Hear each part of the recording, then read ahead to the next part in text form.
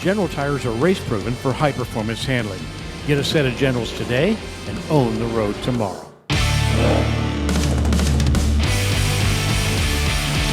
We thought it appropriate in our brand new studio to thank the host, Steve Saleen, for letting us be here, my friend. We appreciate it. Brings back old memories Doesn't it bring between back a lot you of memories? and I to be working a little closer together. So Yep. it's really exciting for us as well. Most people know that Steve's a manufacturer of exotic and supercars, not to mention his Mustangs and F-150s. Jay and I have the advantage of having raced with you. And I want people to know more about Steve Saleen, the race driver, and the way you got started, the kind of cars you've driven, and the success you've had, because I don't think people understand how good a race driver you are. Talk to us about a rather auspicious beginning when you were much younger. First of all, I grew up in Southern California, and specifically, I lived in Whittier and attended Whittier High School. That's the same high school that President Nixon graduated from, and also myself and John Lasseter of Pixar. So I've basically lived here all my life. And I wanted to become a race car driver when I graduated from USC. At the time, I had a Shelby Mustang. Originally, the car came white with blue stripes. When I purchased it, it was white with black stripes. Then I painted it like the Hertz rental car, black and gold. And then after a short period of time, I decided I'd go for the big bad green with black stripes for a while. And then finally, I changed the color again to candy apple red with gold stripes. And I started modifying it and got it much more aggressive.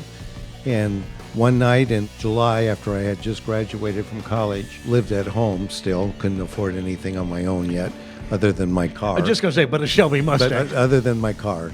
So I was getting it ready to go to my first test with it, and it happened to be July 6, 1971. Oh, this left a Specifically, mark.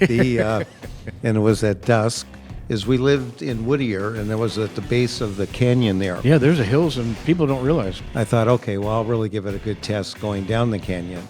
And as any normal Southern California race enthusiast, I always kept my helmet in the back seat. Here we go. And I had my Nomex gloves, and I had full race harness and cage in the car. And so I put on my helmet, tightened my seat belts, and put it in gear and went on down the canyon. And I was going really pretty good, and I knew the canyon road quite well.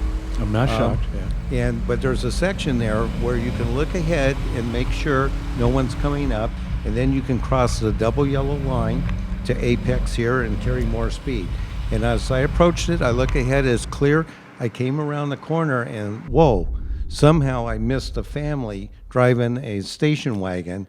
It was Dad and Mom and daughter and son and a big German Shepherd in the back of it that I was going to have a head-on collision. And I was in top gear going flat out.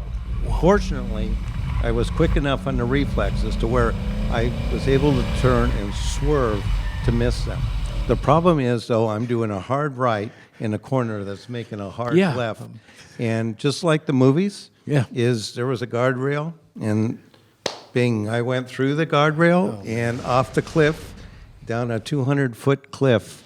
I thought I was actually driving it down the cliff, but as it turned out, in hindsight, I was hitting some of the trees and the bushes with the front wheels that gave me that sensation, and went into the riverbank down below, and my head went through the windshield. But fortunately, I had my helmet on, I was going to say the helmet. which has probably saved my life. Yeah. Wow. And I bent the steering wheel, my left knee came loose and went into the dash, and I blacked out for a little bit. Then I came through. I couldn't get out the driver's side because it was all mangled. I remember crawling through the passenger side out the window. And when I got to the top of the road, finally, the family had stopped, and the dad had gotten out of the car, and he was going, oh, my God, and he's sitting down. And my first words to him was, boy, I bet I scared you. and then he says, no, sit down, he says, and he goes, you're bleeding out of your ear. And I go, oh, you're right. And when I remember getting in the car in the back seat, and the whole family just went to, plus the German Shepherd, just went directly to the opposite side of the car. And they drove me the rest of the mile down, and we got out of the car. I went in the back door and go, hey, Dad. And he's going to my dad, oh, my God, you can't believe it. He drove off the cliff. And it's lucky he's alive. And I think the adrenaline had worn off. Now it's to where bad. my dad then took me down to the hospital. And I spent a week there in the hospital. Oh, my God. Obviously, that's when the brain damage was done. Okay, so that's okay. So will- now we know that we, moment. We can get that out, okay? That's the initial brain damage, right? Yes. But I didn't break anything, but I mangled my left knee pretty good. There wasn't much left of the car. So we bought a new Shelby Mustang 66 for $300. But there was no engine in it, but I was rebuilding the engine and took some of the parts that I had. I was going to say, was there stuff that could come off your other car? Yeah, some of the parts did. Yeah.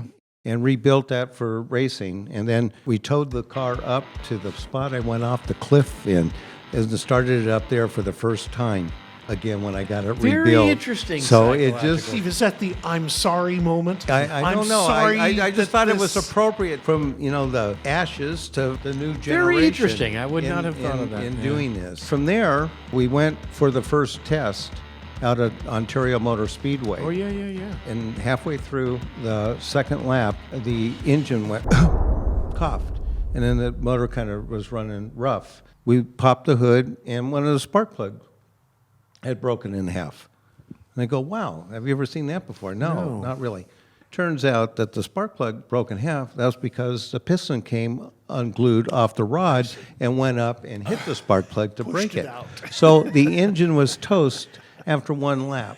And again, I don't have a lot of money, so I'm really working during the day and saving up my money to buy the engine. So we took months to yank it out and spend the time in rebuilding the engine again. This time, rather than to break it in, I thought with one of the guys helping me, Bill Miller, who does Miller rods now. Oh, yeah. Okay. So we took the road racing car down to a drag strip, which really looked like a fish out of water. I got to think. And I said, you drive it because I want to look at it, but don't drive it hard, just do it easy. So I went up in the grandstands. They staged us against a Corvette, and the Corvette took off, and then he got it, revved it up a little bit, and he made it, I don't know, maybe 6-8 feet off the line, and black smoke just came out of the rear, and it was like the tailpipes, and I was like, oh my God. And he was about a third of the way down by the time I got to the grandstand, and the announcer goes, it's on fire. And I look at that and go, holy cow. So how did this happen? He ran all the way down, oiled the whole Lions drag strip. I remember all the funny car guys coming to us later that night just yelling at me for wrecking that lane. What turned out is that we never really built up oil pressure, and the oil pressure, the remote filter wasn't strong enough, so it blew off the whole filter off the oil line instantly onto the headers, which is what caught fire and all the black smoke, but it drained the whole engine because he didn't take his foot out of it. Oh, man, and oh, so man. we wrecked that engine. And I went through another sequence of months to save up money to rebuild it, and we go, all right, this time instead of doing it, we're just going to go a private day out to the local racetrack here in Southern California, Willow Springs. And take our time. We got ready to run the car. I got up to fire it up, ran fine. Perfect, sounded great. There was very aggressive sound to it. I went to push in the clutch, and all of a sudden you hear clang, clang, clang, clang, clang, clang. I let out the clutch, and it stops. I push the clutch in, clang, clang, clang, clang. I let it out, and it stops. What happened is I didn't get the spacing of the thrust bearing.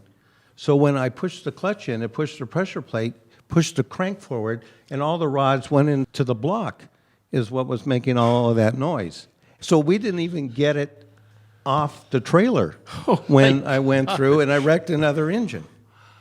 And at this point in time, I'm You don't sitting there discourage going, easily. at this point in time, I'm sitting there going, wow.